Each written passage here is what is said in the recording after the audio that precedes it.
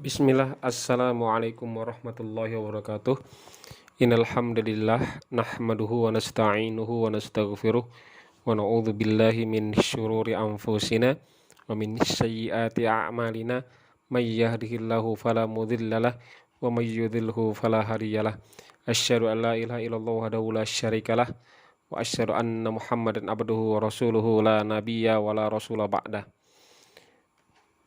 Banin wa banat, mudah-mudahan rahmat Allah Subhanahu wa taala pada semester 2 atau semester genap tahun pelajaran 2020-2021 untuk mata pelajaran SKI kita akan memulainya dengan mengenal Wali Songo, yaitu Sunan Derajat. Baiklah, langsung saja.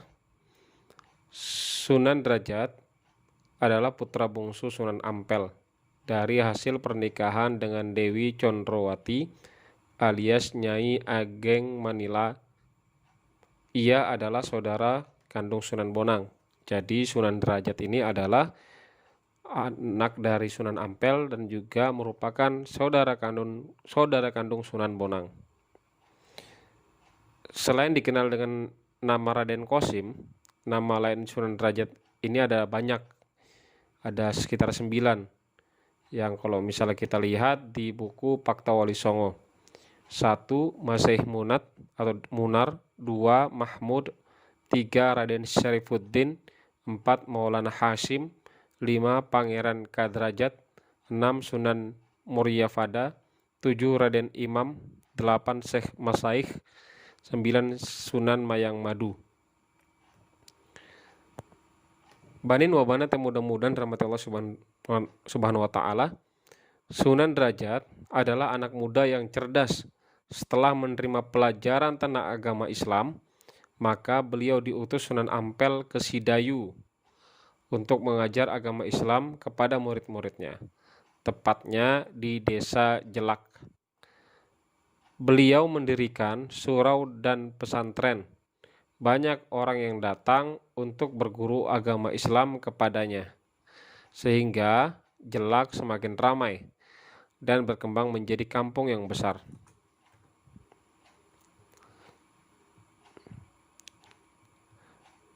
Raden Kosim atau Sunan Derajat itu menikah dengan Nyai Kemuning, putri Mbah Mayang Madu. Makanya tadi Raden Kosim dikenal dengan sebutan Sunan Mayang Madu.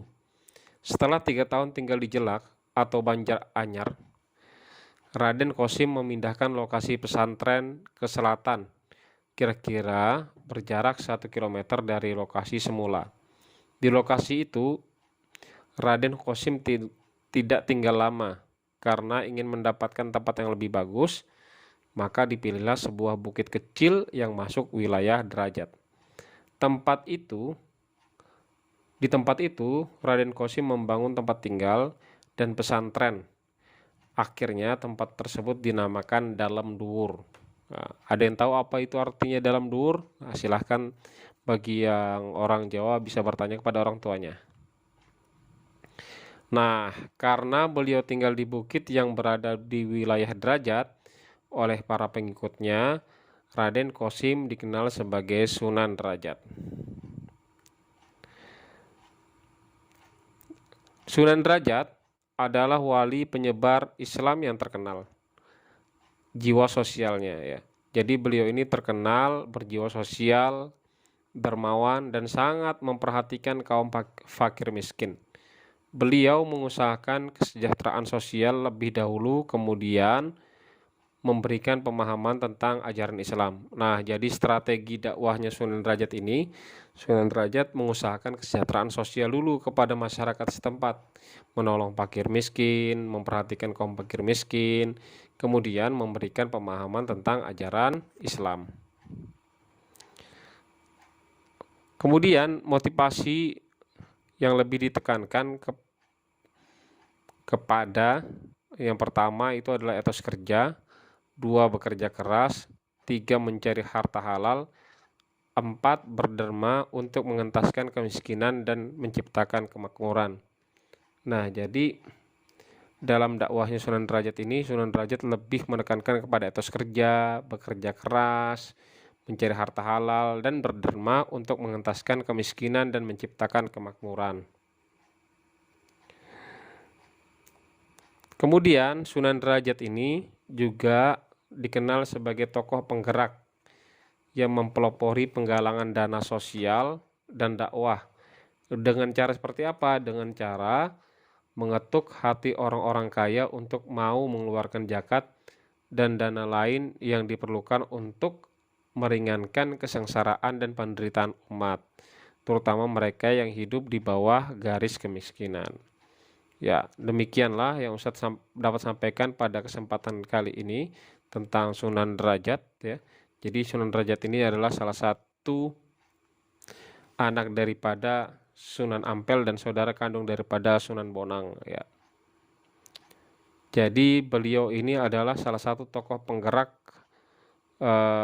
yang mempelopori penggalangan dana sosial. Jadi dakwahnya, ciri khas dakwah beliau ini, beliau lebih mementingkan terlebih dahulu itu adalah menolong fakir miskin terlebih dahulu ya, menolong fakir miskin terlebih dahulu, mengusahakan kesejahteraan sosial di kalangan fakir miskin, baru kemudian diberikan pemahaman tentang ajaran Islam. Ya, demikian yang dapat saya sampaikan pada kesempatan kali ini. Kita tutup pertemuan kita dan membaca doa kafaratul majelis. Subhanakallahumma wa bihamdika asyhadu an la ilaha illa anta astaghfiruka wa atubu ilaik. Kemudian insyaallah nanti Jumat depan atau pertemuan selanjutnya ketika kita daring, Ustaz akan menjelaskan kiprah dakwahnya Sunan Derajat yang lebih detail lagi. Assalamualaikum warahmatullahi wabarakatuh.